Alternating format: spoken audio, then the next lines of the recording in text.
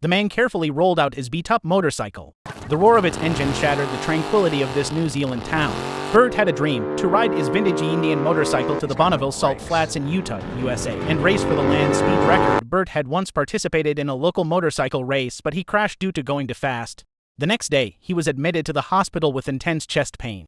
The doctor diagnosed him with arteriosclerosis, meaning he'd have to rely on medication for the rest of his life. After that, Bert realized that if he didn't pursue his dream now, he might never get the chance, so he mortgaged all his assets and raised the money to go to the US for the race. Soon, Bert was ready to head to America. Just then, a group of motorcycle enthusiasts from the town showed up.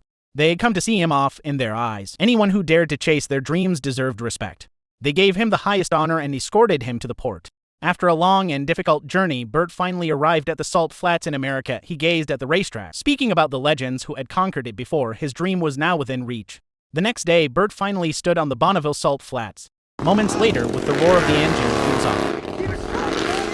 First speed checkpoint, 158.467 miles per hour. Second checkpoint, 167.092 miles per hour. Third checkpoint, 171.371 miles per hour.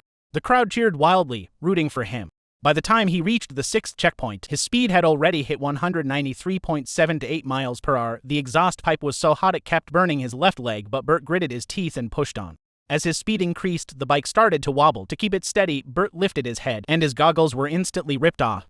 In the face of danger, what scared him most wasn't the risk, but the thought that he hadn't given everything for his dream. Finally, at the eighth and final checkpoint, he shattered the world record with a speed of 201.85 miles per hour. The crowd erupted with excitement. But without goggles to protect his eyes, he couldn't see the ground clearly, and in an instant, he lost control and crashed. Moments later, he struggled to pull himself from the wreck. His leg, which had been too close to the exhaust pipe, was severely burned.